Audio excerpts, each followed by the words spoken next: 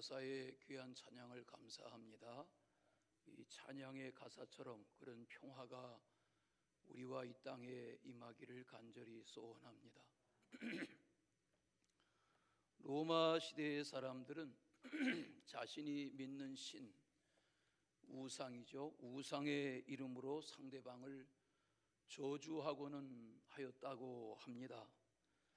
그러하다 보니까 예수님을 믿는 이들에 대해서 예수님을 믿지 않는 이들이 예수의 이름으로 주변 사람들을 저주하는 그런 일도 생겨났습니다. 오늘 말씀 읽은 내용의 3절에 잠깐 먼저 보시면 예수를 저주할 자라 하는 자, 그리고 반대로 예수를 주시라 하는 자, 이런 차이에 대해서 말씀했습니다. 예수를 아들은 누구인가 하면 예수 그리스도는 십자가에 죽은 것으로 끝이고 다시 살아나지 못했다. 예수는 하나님의 아들이라 하며 다니다가 십자가의 저주를 받아 죽었다. 이렇게 주장하고 소문내던 이들이 있는가 하면 예수 그리스도는 십자가에 죽으셨으나 무덤에 장사 지낸 바 되었으나 그는 부활하시고 승천하셨다. 다시 오실 것이다 하는 이 사실을 믿는 이들이 예수를 주라 시인하는 자들이죠.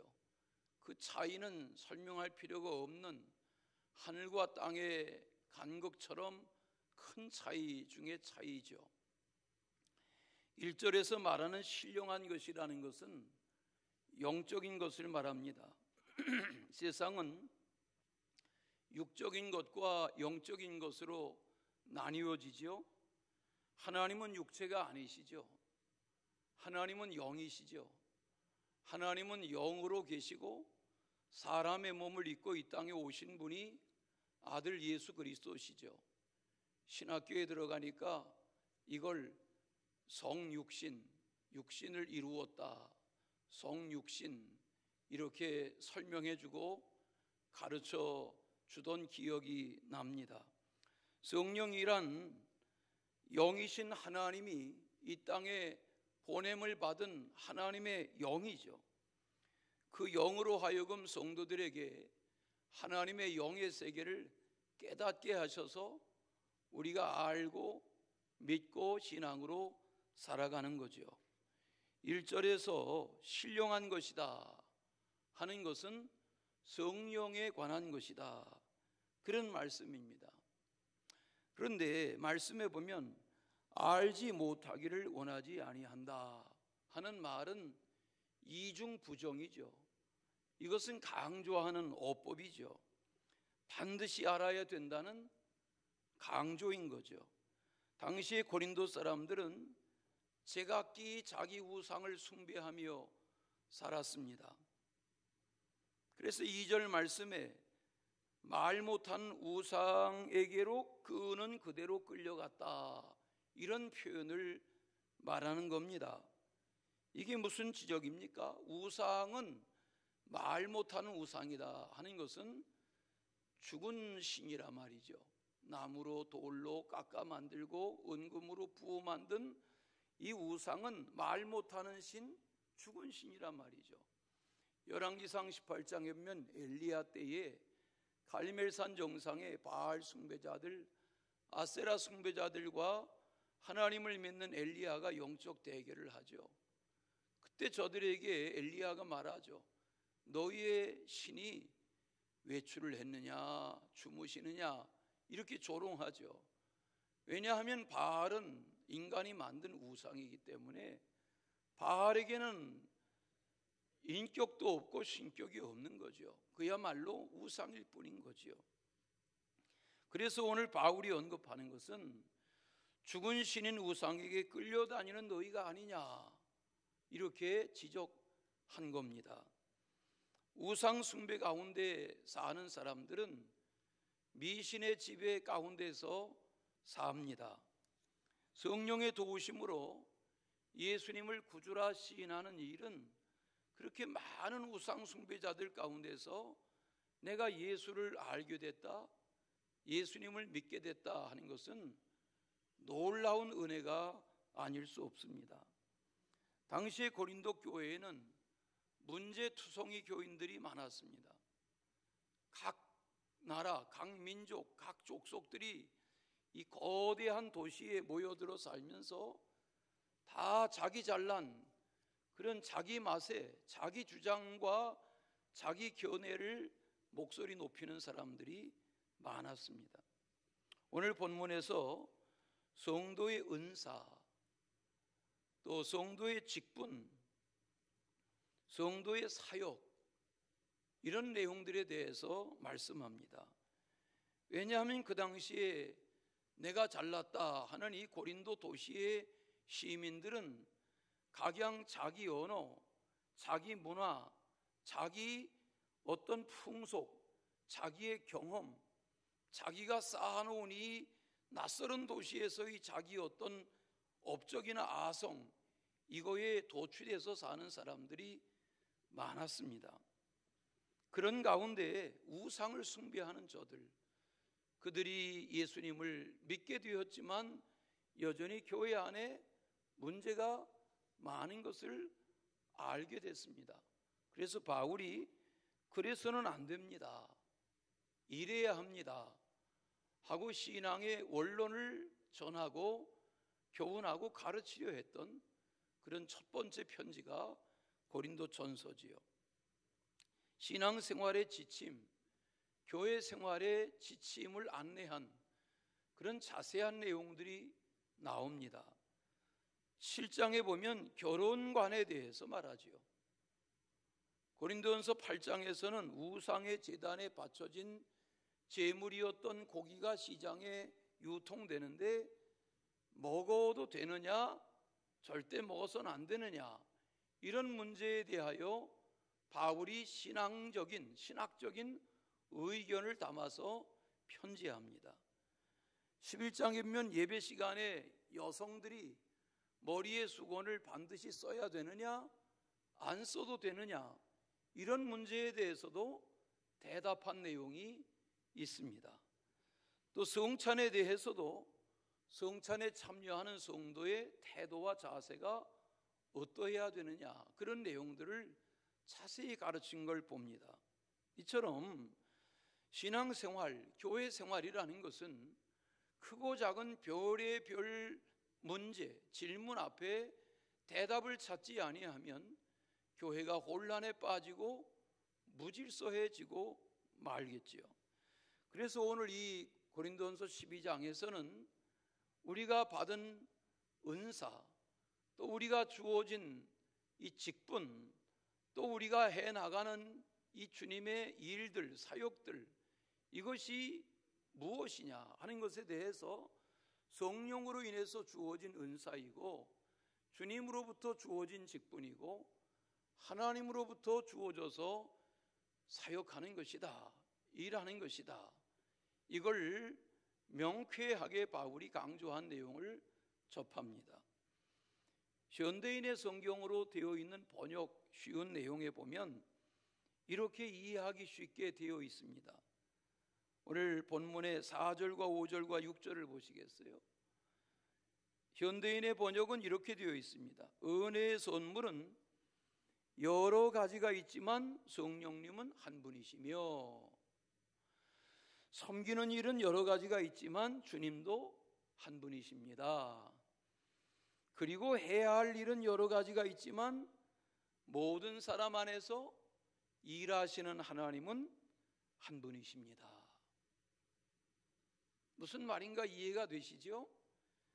그 첫째 내용인 성령 안에서의 은사, 이 내용을 바울은 잘 이해시키려고 했던 내용을 알 수 있습니다.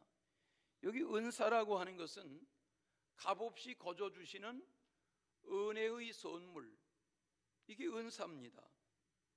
이 고린도전서 12장뿐만 아니라 우리가 아는 대로 로마서 12장이나 에베소서 4장에 보면 은사가 뭔지에 대하여 직분과 직능의 은사를 소상하게 가르쳐 줍니다. 은사라는 것은 내 노력, 내 열심, 내 수고, 내 어떤 열정에 의해서 주어지는 것이 아닙니다. 은사는 그야말로 하나님께서 성령을 통하여 믿음의 사람들에게 선물로 부어주신 것이 은사입니다. 여러분, 선물이 그렇지 않습니까? 선물이라는 것이 뭡니까?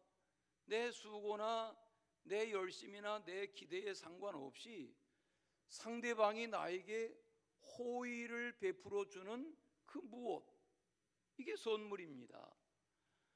선물은 값의 문제가 아닙니다. 선물은 크고 작은 것의 문제도 아닙니다.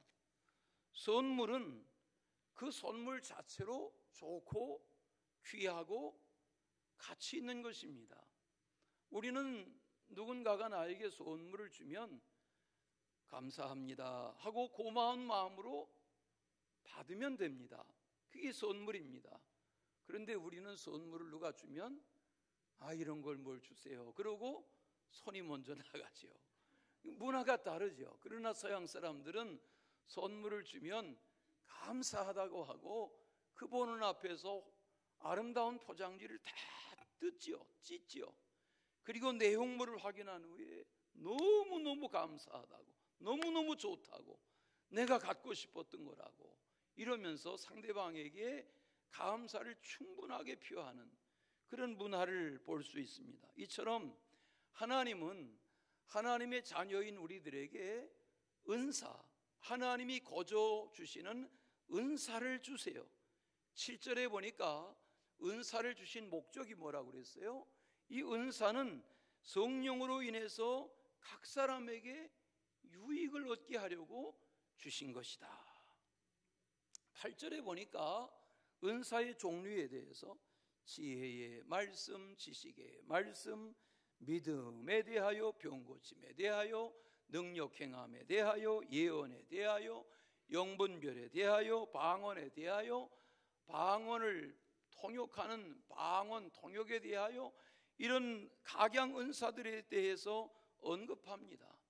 그러면 이 모든 은사들은 11절에 보니까 왜 이런 다양한 은사들을 선물로 믿음의 사람들에게 주셨는가? 11절에 보니까 이 모든 일은 같은 성령이 행하사 그의 뜻대로 각 사람에게 나누어 주신 것이다. 하나님의 뜻대로 나누어 주신 것이란 말이에요. 그러므로 은사는 우리가 하나님이 내게 이런 은사를 주셨다 깨달으면 그 은사를 사장하면 안 되겠죠. 주어진 은사를 갈고 닦고 직분으로 사역으로 하나님의 영광을 구하고 서로에게 유익이 되도록 주어진 은사를 가지고 계속 사역, 일에 나가고 주어진 직분을 소중히 여기고 이렇게 하는 것이 주님이 은사를 선물로 주신 기대에 부응하는 생활이죠. 교회 안에는 구석구석에 은사를 가진 성도들이 있습니다. 계십니다. 그 성도를 통해서 서로를 섬기고 배려하고 돌보고 섬기고 이런 일들을 계속해 나가는 것이 크고 작은 교회의 규모에 상관없이 모든 교회는 다 은사를 가진 하나님의 사람들을 통해서 하나님이 역사하시는 것을 봅니다. 에베소서 4장에 보면 12절에 은사에 대한 말씀 중에 이는 성도를 온전하게 하며 봉사일을 하게 하며 그리스도의 몸을 세우게 하려 하시는 것이다. 맞아요.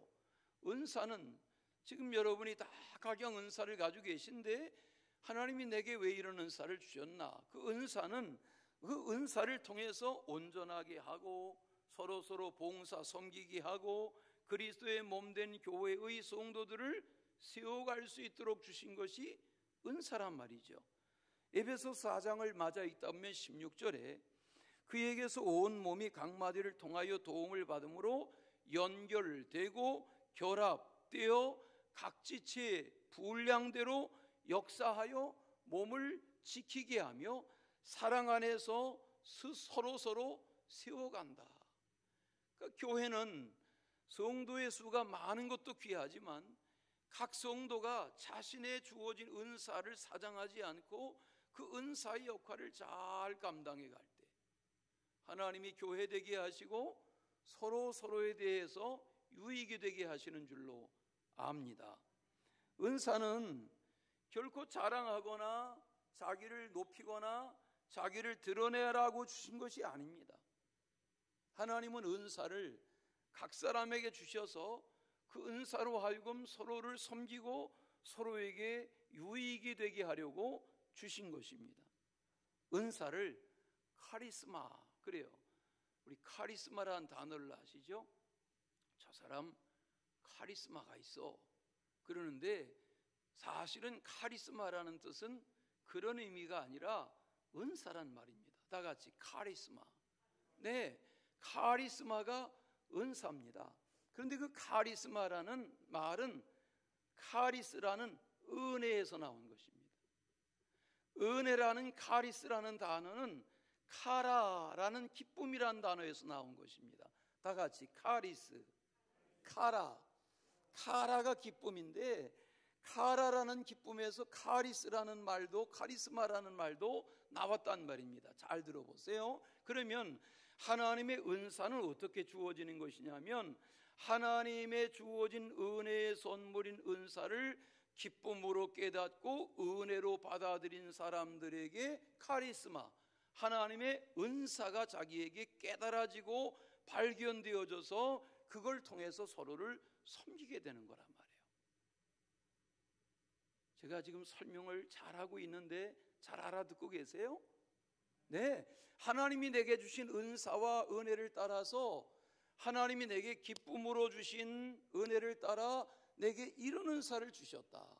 그 은사를 가지고 서로를 섬기면 서로에게 하나님의 주시는 기쁨과 은혜가 유익으로 주어지게 된다, 그런 말씀입니다. 그러므로 은사를 깨닫게 하셔서 기뻐하게 하시고 은혜를 알게 하시고 섬기게 하시고 봉사하게 하시는 것, 이게 하나님이 성령으로 인하여 각 사람에게 부어주신 은사입니다. 두 번째, 주 안에서의 직분에 대하여 말했어요. 오늘 말씀의 5절에 보니까 직분은 여러 가지가 있지만 직분을 주신 주님은 같은 분이시다, 이렇게 말했어요. 맞아요. 교회 안에는 다양한 직분, 여러 직분이 있어요. 그러나 그 직분은 절대 계급이 아니에요. 그 직분은 하나님이 역할로 주신 거예요. 그 역할, 여기 직분이라는 디아코니온이라는 이 섬긴다, 봉사한다 하는 여기서 나온 단어가 집사라는 디콘이라는 단어, 영어로 집사를 디콘이라 하거든요. 그 디콘이라는 말이 이 섬기는 직분을 가진 자들을 집사라는 거예요. 하나님은 집사 중에서 권사를, 집사 중에서 장로를, 집사 중에서 목사를 세우시는 거예요. 우리는 다 하나님의 직분을 받은 자들이에요. 아멘. 우리는 다 하나님으로부터 직분을 받은 자들이에요. 내가 이 직분을 선택한 것이 아니에요. 하나님의 은사를 따라, 역할을 따라, 재능을 따라 하나님께서 우리 각 사람에게 직분을 주신 거예요. 그 직분을 서로가 각 분야, 각 부서, 각 역할의 현장에서 하나님이 내게 이런 은혜를 주시고 이런 은사를 주시고 이런 직분을 주셨다 하고 섬겨갈 때에 서로에게 기쁨이 되고 유익이 되는 거죠. 그러므로 직분자들은 서로 잘 협력해야 합니다. 우리 성탄 추리하는 장식부원들이 수고를 많이 하신 것으로 압니다. 또 어제는 이 성탄을 트리를 다 정리하고 이제 다시 또 계절이 되면 이 성탄 트리를 다시 또 세팅하기 위해서 차곡차곡 정리하였을 것입니다. 누군가가 보이지 않는 시간에 자신의 은사와 직분과 역할을 따라서 수고하는 것입니다.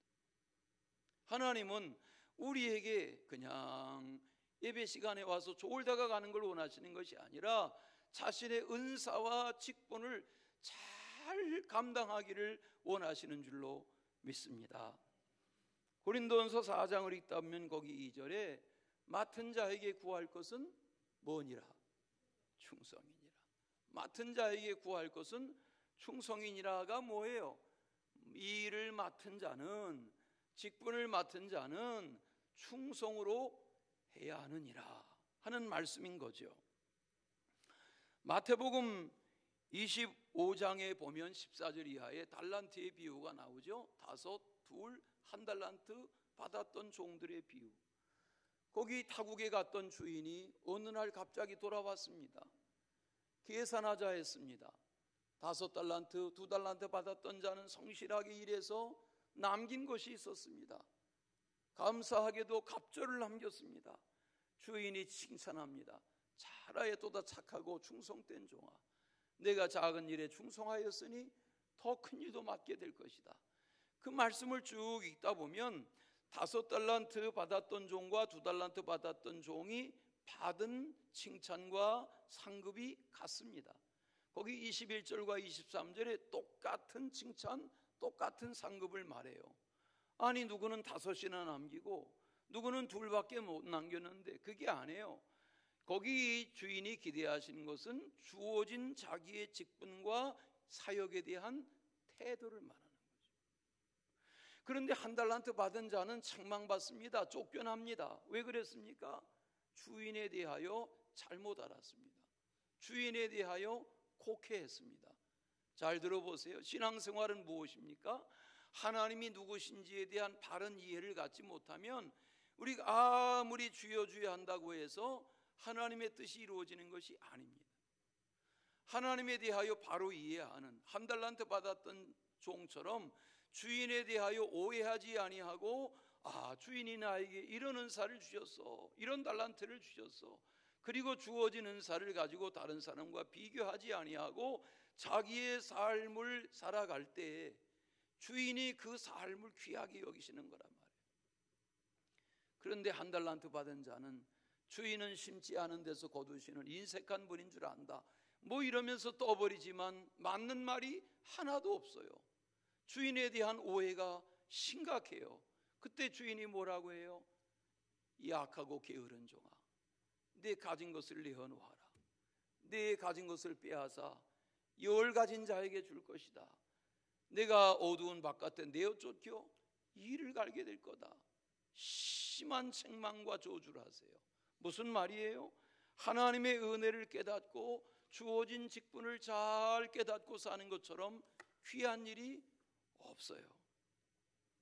20대 중반에 개척교회를 시작했는데 상가개척교회로 시작해서 신도시에, 이런 신도시에 빌딩이 지어지기 전에 텃밭을 마련해가지고 조립식으로 예배당을 짓고 그렇게 섬기는데, 전주에서, 전라북도 전주에서 목회하는 신학교 동기 목사님이 저한테 전화를 했어요. 그때는 핸드폰 없던 시절이죠. 그분은 저보다 나이가 6살이나 많은 신학교 동기지만 형님이었어요. 저한테 전화했어요. 제가 전도사 시절인데 우리 교회에서 집사님으로 계시던 부부가 대전으로 전근을 가는데 우리 교회에 소개하고 싶으니 이 부부의 전화번호를 줄 테니 잘 찾아가서 교인으로 삼아라. 그러고 연락이 왔어요. 한 가정이 귀할 때인데. 근데 이 부부는 서울대학교를 나온 부부였어요.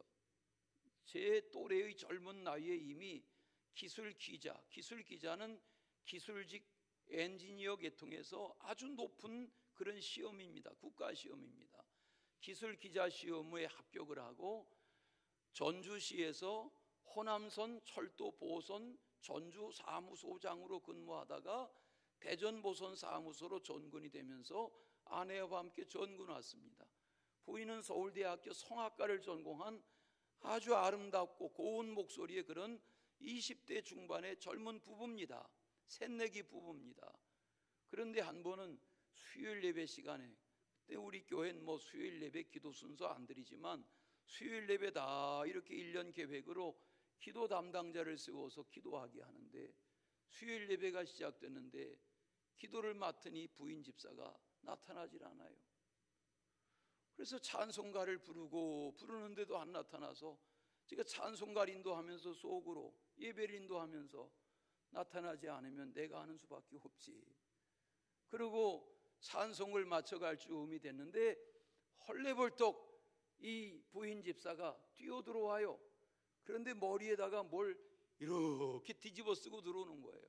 수요일날 오후에 파마를 하러 갔다가 파마가 제대로 안 나와가지고 봉태기를 그대로 뒤집어 쓰고, 그러고 나 예배 드리러 가야 돼요. 기도 순서예요. 그리고는 허겁지겁 달려와가지고 예배 시간에 늦게 달려 들어와서 기도를 했어요. 번거지를 쓰고 기도를 했어요. 그 남편은 지금 의정부 중앙교회 문재석 장로입니다. 그 부인은 의정부 중앙교회 신선아 권사입니다. 이름도 잊어버리지 않습니다. 왜 잊어버리지 않습니까? 제 사역에 수많은 사람들이 스쳐 지나갔지만 각인된 직분을 감당해 가던 일꾼들이었습니다. 그 남편은 토요일이면 기차를 타고 대전에서 서울에 와서 사랑의 상담 전화를 하다가 새벽 2, 3시까지 밤새 그러고는 기차를 타고 내려오면 주일날 집으로 가지 않고 교회로 와요. 그리고는 교회에서 씻고, 그러고는 예배드리고 교회 학교 아이들하고 교회 학교 주일학기 하고 성가대 하고, 그리고 오후에도 집에 가지 않고 그냥 교회 빈 의자에 누워서 새우잠 자다가, 그 당시는 주일 저녁 예배 있을 때인데 주일 저녁 예배 다 드리고 가족하고 집에 가요. 성실했어요. 남달랐어요. 태도가 달랐어요. 직분이 달랐어요. 그러니까 공부 잘했겠다 싶은데 무엇을 해도 자기 직분을 잘 감당하던 걸 봐요. 올 한 해 당회가 여러분에게 맡겨진 직분이 당회가 맡긴 것이 아니라 주님이 나에게 은사와 직분을 따라 이 은혜를 주셨다 하고 자기 직분을 잘 감당해가는 그런 성실함이 있으시기를 축원합니다. 지금은 기도할 때입니다. 지난 금요일 날도 심야 기도회를 하는데 우리 기도에 나오지 못하던 새 가족 몇 분이 같이 이렇게 함께 기도하는 모습을 보면서 마음에 흐뭇함이 생겼습니다. 그리고 기도하는 밤중에 기도가 끝나기 전에 제 마음에 차오르는 기도가 있었습니다. 하나님, 기도할 때인데요, 우리 장로님들, 권사님들, 집사님들 이 주어진 직분으로 예배가 회복되고 기도가 회복되어야 하는데요, 그런 마음이 막 끌어오르는 거예요. 올 한 해 분주하다 분주다 하다 하며 이렇게 1월 2월 다 보내지 마시고 기도하는 생활, 예배하는 생활을 잘 회복해가는 그런 직분자들이 되시기를 축원합니다. 사무엘상 12장에 보면 사무엘의 유언과 같은 말씀이 나오죠. 나이 많아 늙어가던 사무엘이 이렇게 말합니다. 나는 너희를 위하여 기도하기를 쉬는 죄를 여호와 앞에 결단코 범하지 아니하겠다. 다른 직분 다 귀하지만 기도하는, 예배하는 그런 삶을 살아가고자 할 때 하나님이 기도와 예배를 통해서 또 새로운 하나님의 은사와 주어진 직분을 더 잘 감당하게 하시는 그런 은혜가 주어지리라고 믿습니다. 마지막은 하나님 안에서의 사역입니다. 여기 사역이라는 말은 전에 성경에는 역사라 그랬고 영어 성경에 보니까 워킹, 일한다 그랬습니다. 하나님 안에서 일하는 것입니다. 오늘 본문 말씀으로 펼쳐가지고 계신 6절에 보시면 또 사역은 여러 가지나 라는 말은 우리가 하는 일은 다양하지만 그 일이 가능하게 하시는 분은 하나님이시다, 그런 말씀입니다. 여기 이 사역이라는 이 말이 활동한다는 단어에서 나온 것입니다. 사역하는 것입니다. 여러분, 우리가 다 이 사역하지 않습니까? 주일 아침 일찍 오셔서 찬양대가, 성가대가 준비하시는데 여러분, 아름다운 목소리로 찬양하는 것도 은사고, 주어진 악기를 연주하는 것도 은사고, 또 주어진 아름다운 이 곡을 만들어내는 지휘도 은사고, 이렇게 성가대원들이 잘 섬기도록 악보를 준비하고 예배가 가능하게 하고 섬기고 하는 그 모든 것들이 주어진 은사로 해서 아름다운 조합이 가능한 것처럼 하나님은 우리로 하여금 일하게 하시는 거죠. 이 일을 제대로 잘 감당해 갈 때 하나님이 성령을 통해서, 주님을 통해서, 하나님 안에서 주님이 기뻐하실 줄로 믿습니다. 그러므로 성도는 성령을 의지해야 하고 주님 중심으로 살아가야 하고 하나님 중심으로 사역해야 하는 것입니다. 7절 말씀 다시 보시면 각 사람에게 성령을 나타내신 것은 무엇하게 하려는 것이다, 유익하게 하려는 것이다. 여러분, 교회에서 이러저러한 사역을 하시고 이러저러한 일을 하십니까? 그 결과가 아름답고 그 결과가 서로에게 좋은 추억으로 남으려면 어떻게 해야 합니까? 은사로 해야 합니다. 은사로 하지 아니하고 자기 열심으로 하고 자기 주장으로 하고 자기 경험으로 하고 자기 마음에 든다 하고 이렇게 하면 그 결과는 씁쓸해지는 것입니다. 누군가가 상처를 받는 것입니다. 그러나 은사로 하고 배려함으로 하고 주어진 사역을 잘 아름답게 하고자 하는 그런 마음을 가질 때 서로에게 유익이 되는 그런 은혜가 남게 될 줄로 믿습니다. 은사는, 잘 들어보세요, 은사는 직임과 사역을 가능하게 하는 원동력이 은사입니다. 다 같이, 은사는 직임과 사역의 원동력이다. 또 직임은 사역의 성격이다. 또 사역은 은사와 직임의 활동상이다. 뭔 말인가 알아들으시겠어요? 화면에 한번 띄워주세요. 잘 보세요. 자, 화면에 보여요. 자, 다 같이, 은사가 뭐라고요? 은사는 오늘 성경에 나오는 단어 그대로예요. 은사는, 직임은, 사역은 이렇게 말했는데 은사와 직분은, 은사는 직분과 사역의 원동력, 에너지란 말이에요. 이 에너지가 사역이에요. 에너지가 주어짐으로 하나님의 일을 가능하게 하는 거예요. 또 직분, 직임이라는 것은 사역을 가능하게 하는 성격인 거예요. 아무 일이나 못해요. 아무 직분이나 맡긴다고 하는 게 아니에요. 은사를 따라 직분을 따라 사역하게 할 때 가능한 거란 말이에요. 또 사역, 일한다는 것은 사역이 일인데 올해의 표가 일 아닙니까? 일. 여러분이 다 일하시잖아요.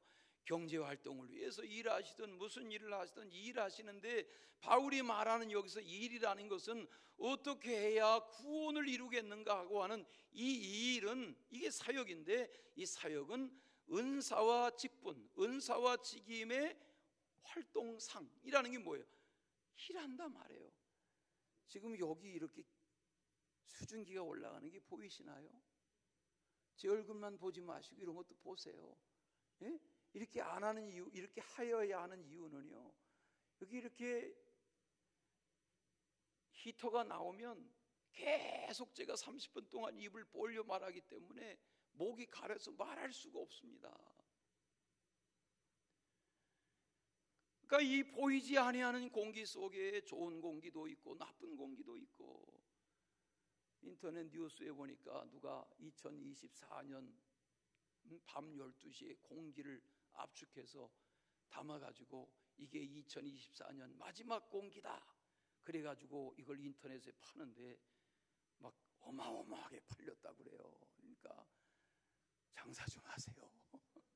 공기 팔아가지고 물 팔아가지고 장사하는 게 아니라, 잘 들어보세요. 다 같이, 이 일은 은사와 직분의 활동이다.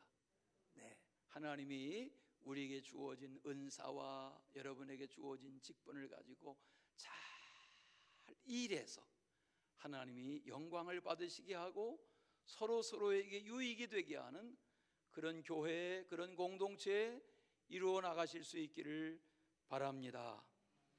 지난 주중에 무슨 글을 읽다 보니까 이런 은혜로운 표현이 있어서 같이 나누기를 원합니다. 힘을 달라고 기도했더니 하나님은 나를 강하게 할 만한 고난을 주셨습니다. 지혜를 달라고 기도했더니 하나님은 나에게 풀어야 할 문제를 주셨습니다. 용기를 달라고 기도했더니 하나님은 이겨나가야 하는 위험을 주셨습니다. 이런 묵상이 배어있는 명문장을 만나게 되었습니다. 우리는 하나님께 힘을 주세요, 지혜를 주세요, 용기를 주세요, 그렇게 막연하게 기도만 하지만 하나님은 그것에 대답하고 계세요. 순간순간 대답하고 계세요. 어떻게 대답하세요? 고난도 주시고 문제도 주시고 위험도 주셔서 그 고난을 통해서 우리가 연단받게 하시고 강건해지게 하시고 각양 문제를 통해서 그 문제를 풀어나가는 지혜도 주시고 이 다양한 위험 속에서 극복해 나갈 수 있는 지혜를 주시는 분이, 역량을 주시는 분이 우리 아버지 하나님이신 줄로 믿습니다. 이 모든 것을 이루어 가시는 주님의 뜻 안에서 올 한 해도 겨우겨우 신앙생활 하시는 것이 아니라 은사와 직분과 이 사역을 잘 감당해서, 여러분 속장이십니까? 속도원이십니까? 교사입니까?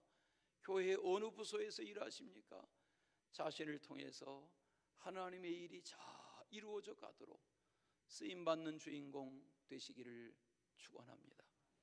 사랑의 주 하나님 아버지, 하나님의 기뻐하시는 일꾼 되게 하시며 하나님의 주시는 사를 잘 감당하게 하셔서 잘했다, 착하고 충성된 종아 칭찬받을 만한 하나님의 사람들 되게 하여 주시옵소서. 예수 그리스도 이름으로 기도하옵나이다.